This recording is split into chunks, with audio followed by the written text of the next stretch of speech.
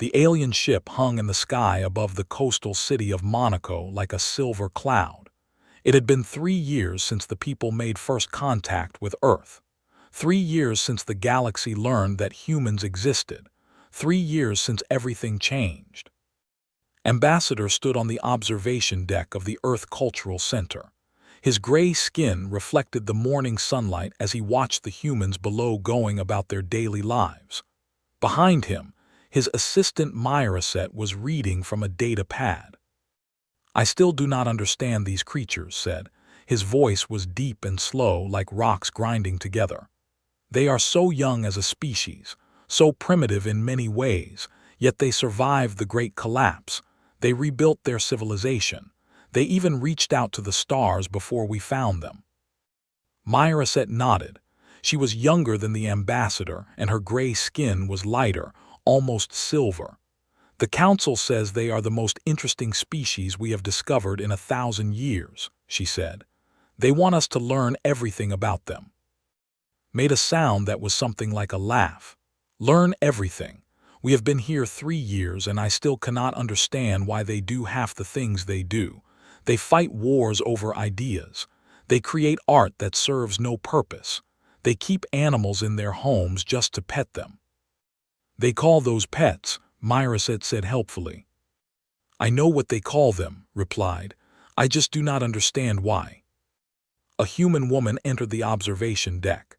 She was tall with dark skin and bright eyes. Her name was Doctor, and she was the official human representative assigned to the delegation. She smiled when she saw the 2 aliens. "Good morning, Ambassador," she said. "I hope you slept well." "We do not sleep the way you do," reminded her. "But my rest cycle was adequate, thank you for asking." Doctor walked to stand beside them at the window. "I have something interesting to show you today," she said. "Something that might help you understand humans better." Turned his large black eyes toward her. Another museum, another concert, another sporting event where humans chase balls for no reason. Doctor laughed. "No, nothing like that. Today I want to take you to see a restoration project, something very special to our people." "Restoration?" Myraset asked. "What is being restored?" "A machine," Doctor said. "A very old, very special machine. It was lost beneath the ocean for almost 50 years. A team of humans has been working to bring it back to life." Frowned. At least he made a face that humans had learned to recognize as a frown. "Why would you restore an old machine?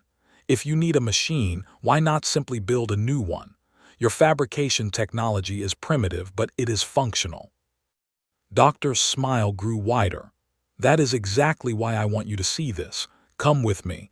I think you will find it very educational."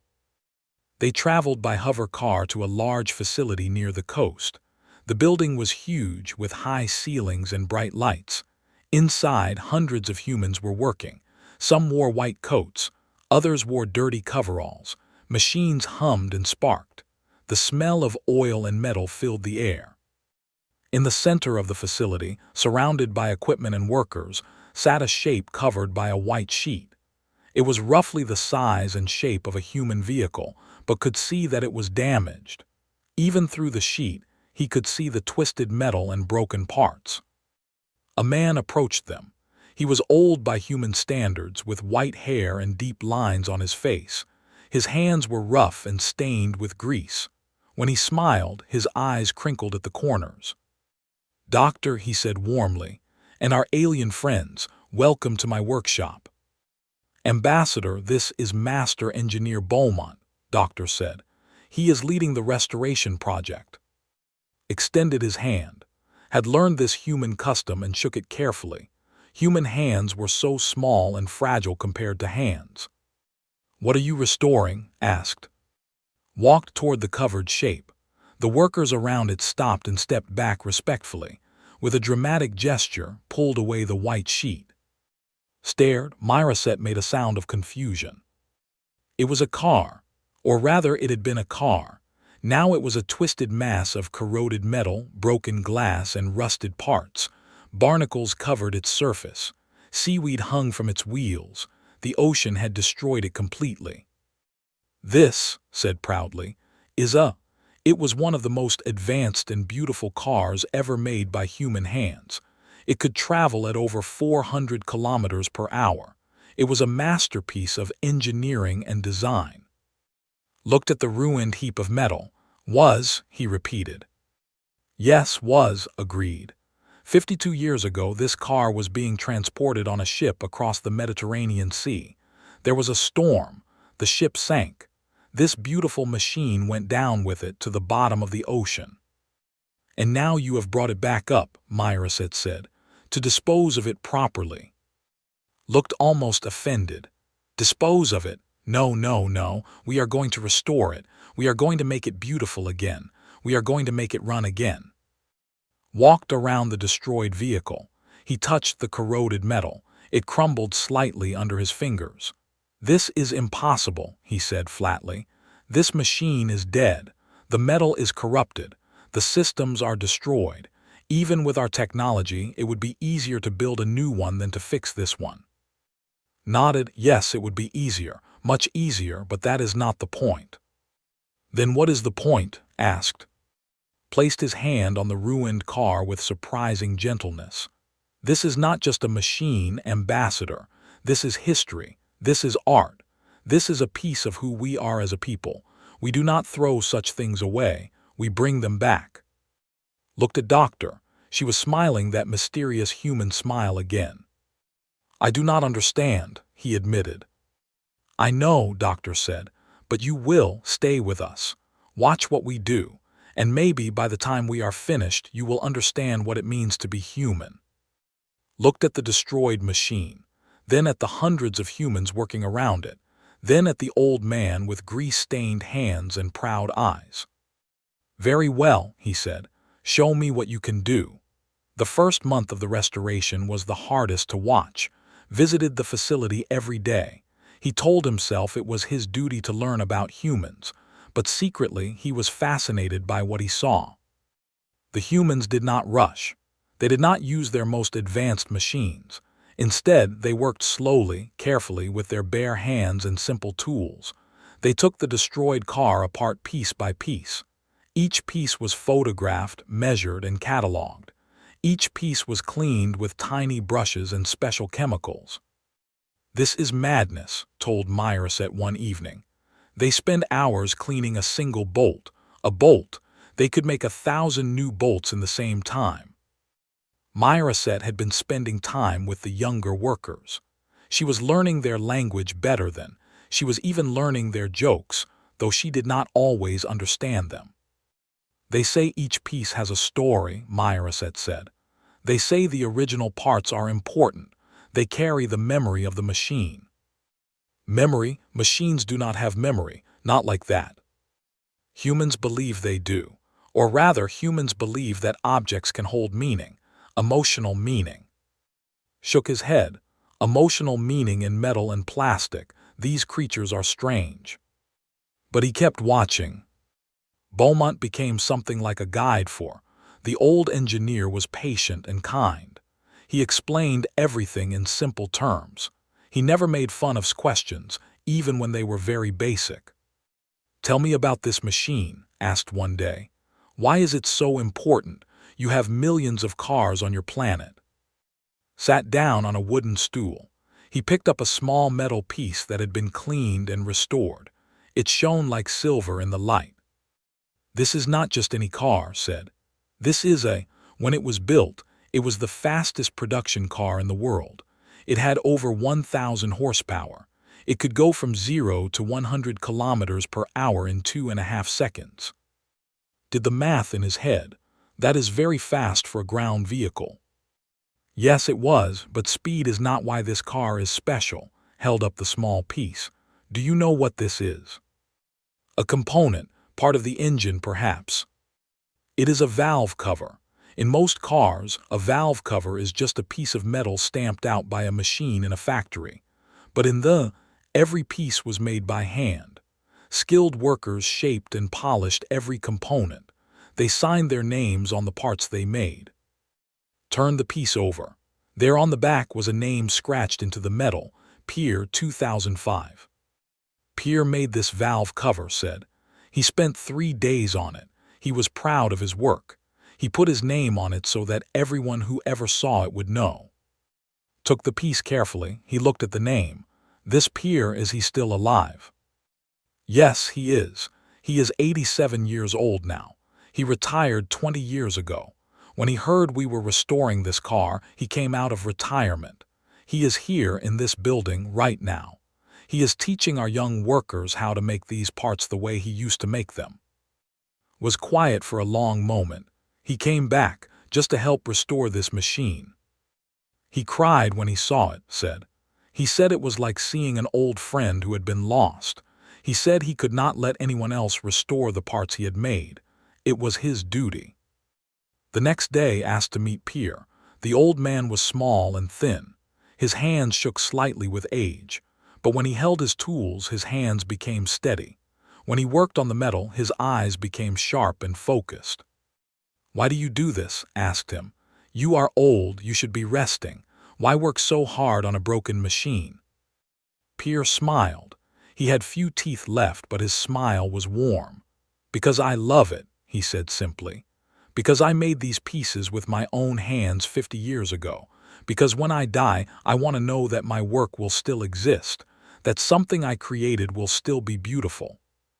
But it will be destroyed again, eventually. Everything is destroyed eventually." Pierre nodded. "Yes, everything ends, but that does not mean we should not try to preserve what is beautiful. That does not mean we should not fight against time and decay. Humans have always done this. We build things, we lose them, and we build them again. It is what we do." Watched Pierre work for hours. The old man's hands moved with incredible skill. He shaped metal as if it were soft clay. He created beauty from rust and ruin. That night sent a message to the council. He told them he was beginning to understand something important about humans. He told them he needed more time. The months passed.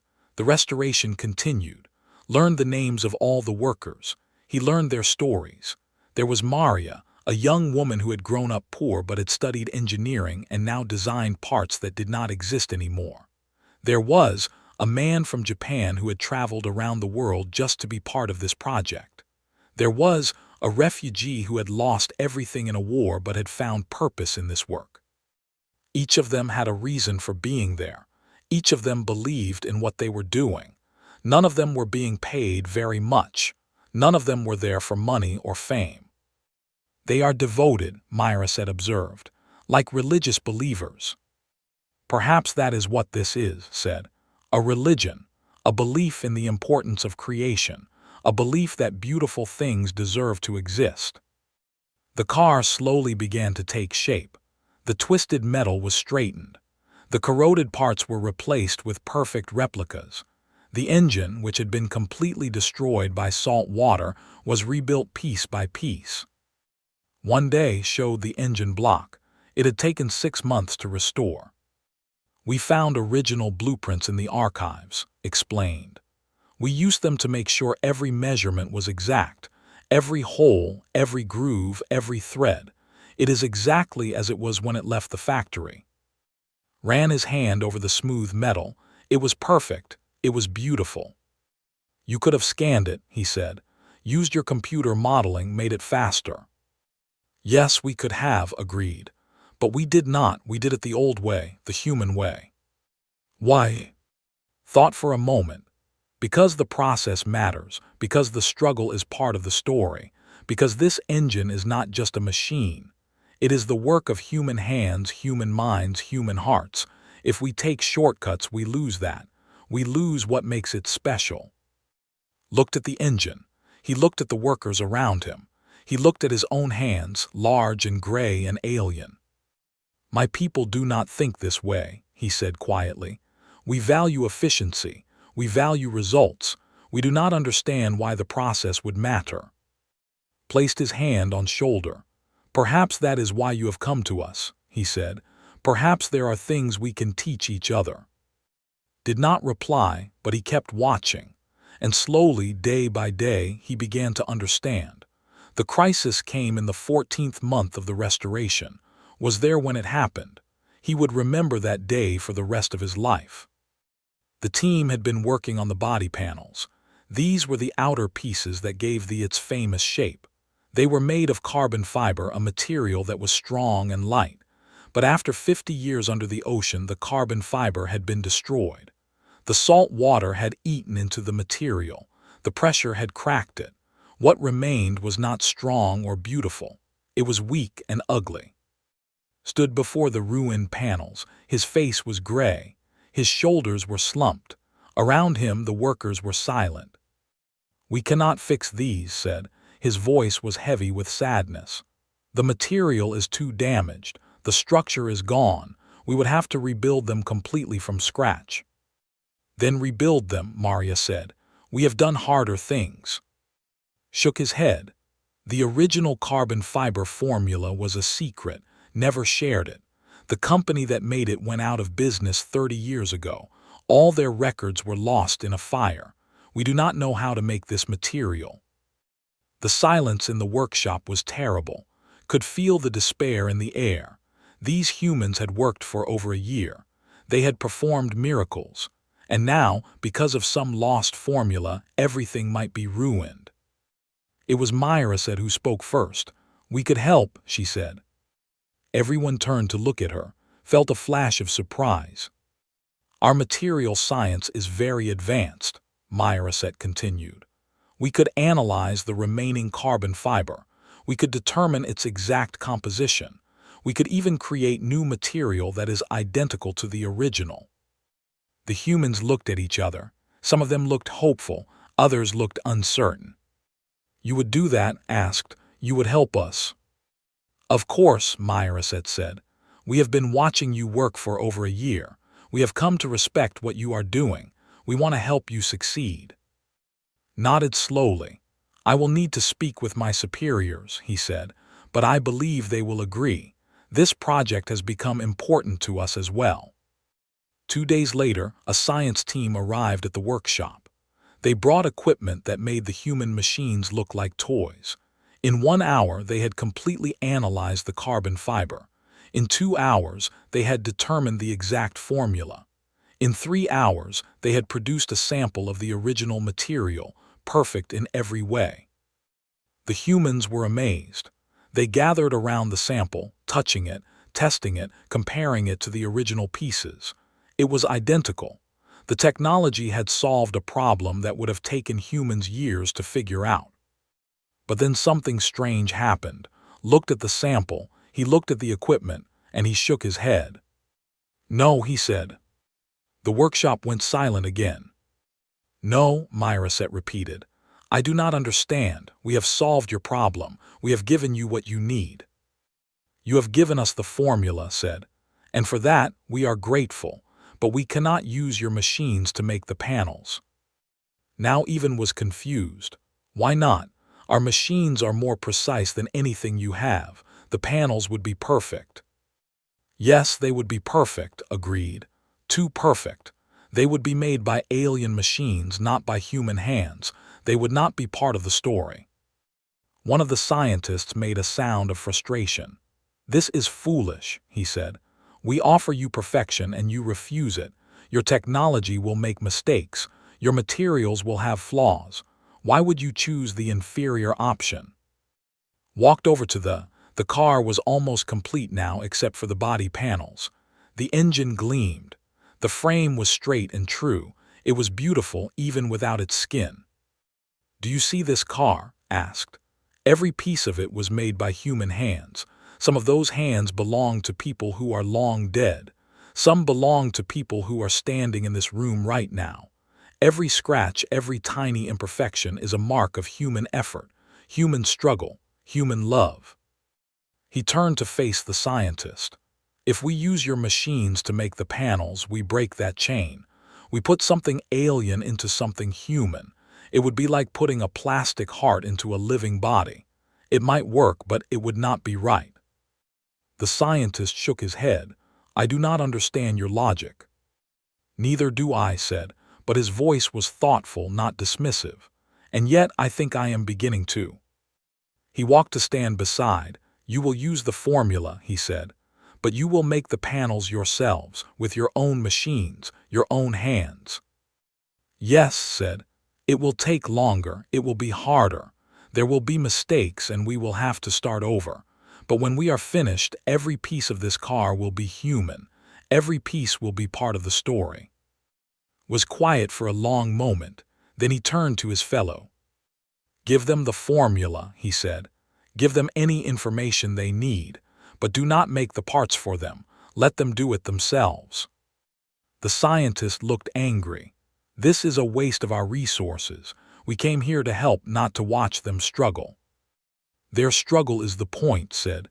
"I did not understand that before, but I think I understand it now."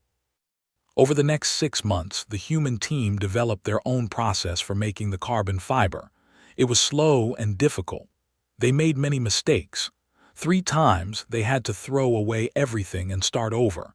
Each failure cost them weeks of work. But they kept going. They did not give up. They learned from their mistakes and tried again. Watched them with growing amazement. On his world, failure was shameful. If something did not work the first time, they would abandon it and try something else. They did not see the point in repeating their mistakes. But humans were different. They saw failure as a teacher. They learned from their errors and became stronger. Each failure brought them closer to success. "Your people are very stubborn," told Doctor one day. She laughed. "Yes, we are. It is one of our best qualities." "On my world, it would be considered a flaw." "On your world, you have never had to fight for survival the way we have. You have never been pushed to the edge of extinction and pulled yourself back. Stubbornness is how we survived." Finally, after 6 months of work, the carbon fiber panels were complete. They were not perfect. There were tiny variations in the material. There were small marks where human hands had touched them. But when they were fitted to the car, they were beautiful. Stood back and looked at For the first time it looked complete. It looked like a car again. A beautiful, impossible, resurrected car. There were tears in his eyes. "One more step," he said. "One more step and we are done." Stepped forward. "What is the last step?" Smiled. "We have to make it run." Making the engine run was supposed to be simple. The hard work was done. The engine had been rebuilt perfectly. Every part was in its correct place. Every measurement was exact. The fuel system was clean and functional. The electrical system was new and reliable. But when turned the key for the first time, nothing happened. He tried again, still nothing. The engine sat silent and cold, like a corpse refusing to come back to life. The team spent 2 weeks searching for the problem. They tested every system. They checked every connection. They ran diagnostic after diagnostic. Everything looked perfect, but the engine would not start. Watched them work with growing concern. He had grown attached to this project. He had grown attached to these humans. He wanted them to succeed more than he had ever wanted anything in his long life. "Have you found the problem?" he asked Maria one evening. She looked exhausted. Her eyes were red from lack of sleep. Her hands were shaking from too much coffee. "No," she said. "Everything is correct. There is no reason why it should not work, and yet it does not work." "Perhaps there is something we are missing," suggested. "Some factor you have not considered." Maria shook her head. "We have considered everything. The fuel, the air, the spark, the compression. All the elements of combustion are present, but the engine will not ignite." That night could not rest. He walked through the empty workshop, looking at the beautiful car that would not run. He thought about everything he had learned about humans. He thought about their stubbornness, their passion, their refusal to give up. And then he thought about something else, something that they did not believe in, something that humans talked about all the time. The next morning, he found sitting alone next to the car. The old man looked tired and sad. His shoulders were bent with the weight of failure. "May I speak with you?" asked. Nodded without looking up. "Of course." Sat down on a nearby stool. For a long moment they were both silent. "I have been thinking about your problem," said finally. And I believe I may have an answer, but you will think it is foolish. Looked up. At this point I will listen to any idea, even a foolish one. You have rebuilt this machine perfectly, said. Every part is correct. Every system is functional, but I wonder if you have forgotten something important. What? Hesitated. The idea he was about to suggest went against everything the believed. It was not scientific. It was not logical, but he had lived among humans for almost 2 years now. He had learned that not everything important could be measured or explained. When humans build something, he said slowly, they put more than just materials and labor into it.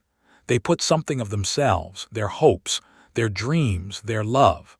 You have told me this many times. Nodded, yes, that is true. This car was built by people who loved what they were doing, Pierre and others like him. They put their hearts into every piece. When the car was lost, that love was lost with it. When you found it, it was just metal and carbon. The love was gone. Was listening intently now. His tired eyes had become sharp. Perhaps, continued, this machine needs more than perfect parts and correct systems. Perhaps it needs to feel loved again. Perhaps it needs to know that it matters. For a long moment said nothing. Then slowly a smile spread across his face. You know, he said, that is the most human thing has ever said to me. He stood up and walked to the car. He placed both hands on its hood, gently, the way one might touch a sleeping child. We have been treating you like a machine, he said softly, like a puzzle to be solved. We forgot that you are more than that. You are a work of art. You are a dream made real. You deserve better from us. Watched in silence, he felt strange. He felt like he was witnessing something private and sacred. Called the team together. All of them came, even the ones who were off duty. They gathered around the, tired and discouraged but still willing to try. I want each of you to touch this car, said. I want you to remember why you came here. I want you to remember what this car means to you, and I want you to tell it. Some of the team members looked confused. Others looked like they understood. One by one, they stepped forward. Pierre went first. He placed his wrinkled hand on the door panel. I made parts for you 50 years ago, he said. I have loved you ever since. I never stopped thinking about you. Welcome back. Maria touched the hood. I grew up poor, she said.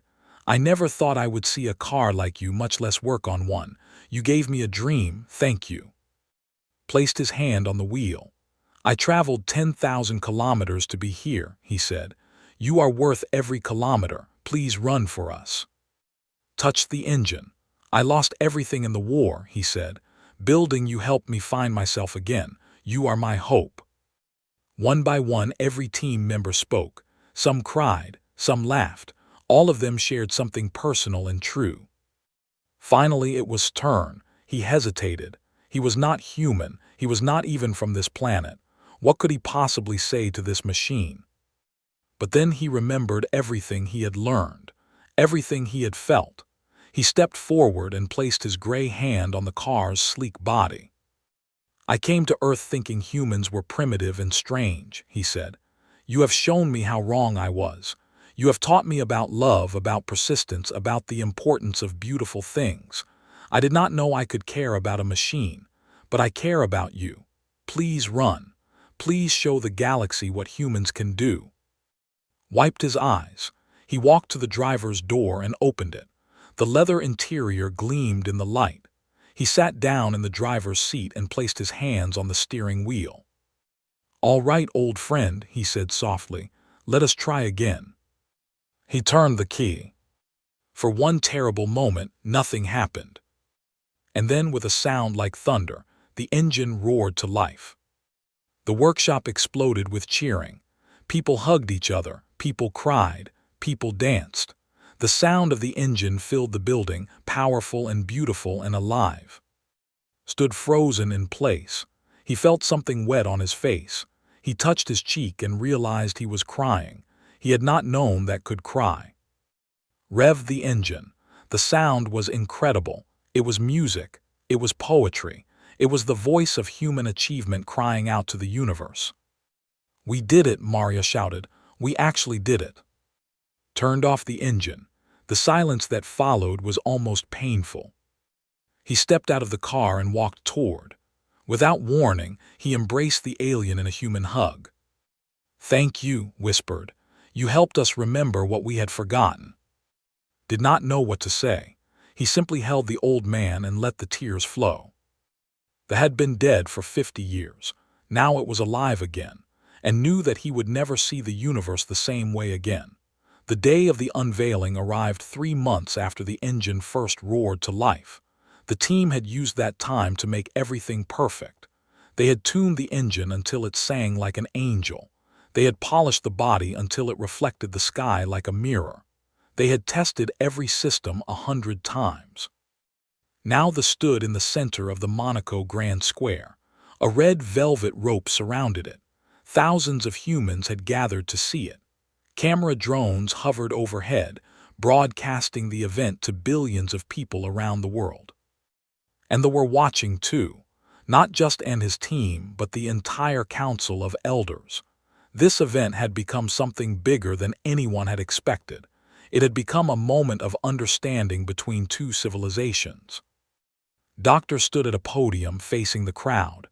3 years ago, she said, our alien friends arrived on Earth. They came with questions. Who were we? What did we believe in? What made us special? She paused and looked at the car. We could have shown them our weapons. We could have shown them our science. We could have shown them our art or our literature or our music.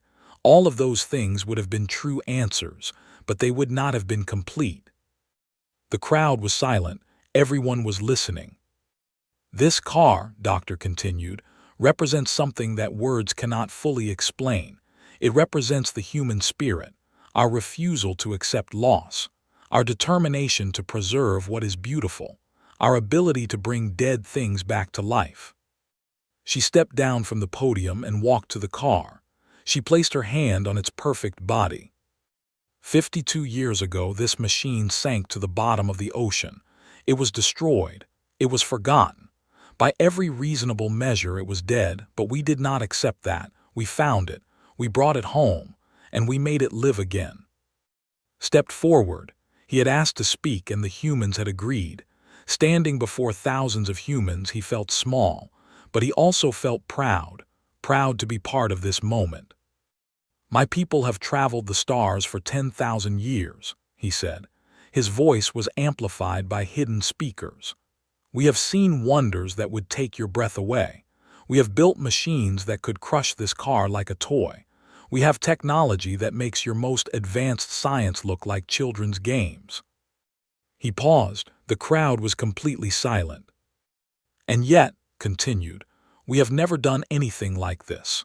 We have never taken something dead and made it live. We have never fought against time and decay with nothing but our hands and our will. We have never refused to give up on something beautiful. He looked at who was standing beside the car. The old man smiled at him. When we first came to Earth, said, we thought we were here to teach. We thought we would share our wisdom and technology with a younger species. We thought we had all the answers. His voice dropped lower. We were wrong. You are the teachers. You have shown us something we had forgotten. You have shown us that the universe is not just about power and efficiency. It is about love. It is about hope. It is about the stubborn refusal to accept defeat. He turned to face the car. Its blue paint gleamed in the sunlight. Its engine was silent but could feel its presence, its life, its soul. This machine is not just a car, he said. It is proof that humanity is something special, something worth knowing, something worth respecting. He turned back to the crowd. My report to the Council of Elders will say this. Humans are not a young species to be guided. They are not children to be protected. They are partners to be respected. They have something to teach us that we could never learn on our own. The crowd began to applaud. The sound grew louder and louder until it seemed to shake the very ground. Walked to the car and opened the driver's door. He looked at Doctor and gestured for her to come forward. "I think you should be the one to drive it first," he said. Doctor shook her head. "No, this honor belongs to you and your team. You brought it back to life." Smiled, we all did together. He looked at even our alien friends. He climbed into the driver's seat. The crowd fell silent again. Everyone held their breath. Turned the key. The engine roared to life, that incredible sound that would never forget. It echoed off the buildings and filled the square with thunder. Slowly, carefully drove the forward. It moved like a living thing, smooth and powerful and beautiful. The crowd parted to let it through. People reached out to touch it as it passed. Some were crying. Some were laughing. All of them understood that they were witnessing something historic. Drove around the square once, then twice, then a third time. Each time he passed, the crowd cheered louder. The engine sang its song of resurrection. The car that had been dead was now more alive than ever. Finally stopped the car in the center of the square. He turned off the engine and stepped out. His face was wet with tears, but his smile was brighter than the sun. The crowd surged forward. They wanted to see the car. They wanted to touch it. They wanted to be part of this miracle. Stepped back and watched. He saw humans from every nation and background. He saw old people and young people. He saw rich people and poor people. All of them were united by this moment. All of them were proud to be human. Myraset came to stand beside him. "The council has made a decision," she said. "They want to establish a permanent embassy on Earth. They want to learn more about humans." Nodded. "Good, there is much to learn." "They also want you to lead the embassy. They say you understand humans better than anyone else in the civilization." Looked at her in surprise. "Me?" "Yes, will you accept?" Thought about it. He thought about his home world with its perfect cities and efficient systems.